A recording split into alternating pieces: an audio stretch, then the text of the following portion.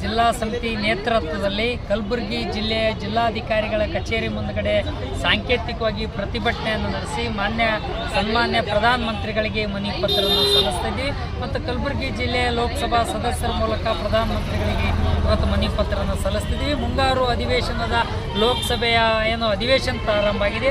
ಆ ಅಧಿವೇಶನದಲ್ಲಿ ರೈತರ ಒಕ್ಕಲ್ತನ ಬಗ್ಗೆ ಚರ್ಚೆ ನಡೀಬೇಕು.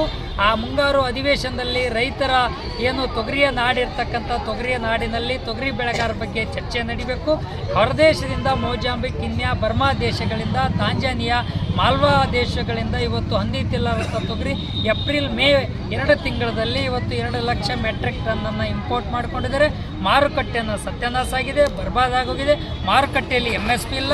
ಇವತ್ತು ಅದರ ಬಗ್ಗೆ ಚರ್ಚೆ ನಡೀಬೇಕು ಅಂತಕ್ಕಂಥ ಮಾತನ್ನು ಒತ್ತಾಯ ಮಾಡ್ತಾ ಇದ್ದೀವಿ.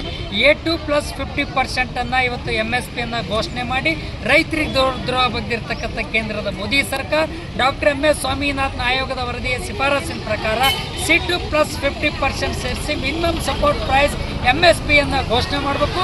MSP ಬಗ್ಗೆ ಇವತ್ತು ಅಧಿವೇಶನದಲ್ಲಿ ಮುಂಗಾರು ಅಧಿವೇಶನದಲ್ಲಿ ಚರ್ಚೆ ನಡೀಬೇಕು ಅಂತಕ್ಕಂಥ ಮಾತನ್ನು ಒತ್ತಾಯ ಮಾಡ್ತಿದ್ವಿ.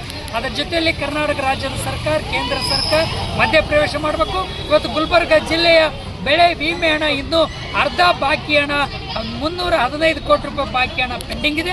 ತಕ್ಷಣವೇ ರೈತರಿಗೆ ಸದಿ ಕಳೆಯೋದಕ್ಕೆ, ಎಣ್ಣೆ ಹೊಡೆಯೋದಕ್ಕೆ ಆ ಲಾಗೋಡಿಗೆ ಅನ್ವಯ ಆಗಬೇಕು ಅಂತಕ್ಕಂಥ ದೃಷ್ಟಿಕೋನದಿಂದ ತಕ್ಷಣವೇ ಉಳಿದಿರ್ತಕ್ಕಂಥ ಬಾಕಿ ಹಣ ಬಿಡುಗಡೆ ಮಾಡಬೇಕು, ವಿಮೆ ಹಣ ಅಂತಕ್ಕಂಥ ಮಾತನ್ನು ಆಗ್ರಹ ಮಾಡ್ತದೆ KPRS. ಅದ್ರ ಜೊತೆಯಲ್ಲಿ ಕಬ್ಬಿನ ಬಾಕಿ ಹಣ ಪೆಂಡಿಂಗ್ ಇಟ್ಟಿದೆ.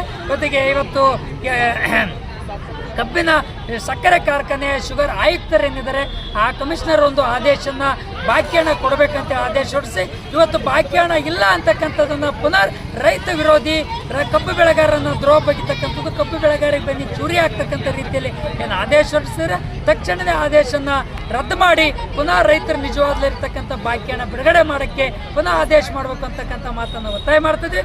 ಇವತ್ತು ರಸಗೊಬ್ಬರದ್ದು ಸಬ್ಸಿಡಿ ಕಡಿತ ಮಾಡಿದೆ ಕೇಂದ್ರ ಸರ್ಕಾರ. ತಕ್ಷಣವೇ ರಸಗೊಬ್ಬರದ ಸಬ್ಸಿಡಿಯನ್ನು ಕೊಡಬೇಕು ಅಂತಕ್ಕಂಥ ಮಾತನ್ನು KPRS ಅನ್ನು ಆಗ್ರಹ ಮಾಡ್ತಾ ಇದೆ.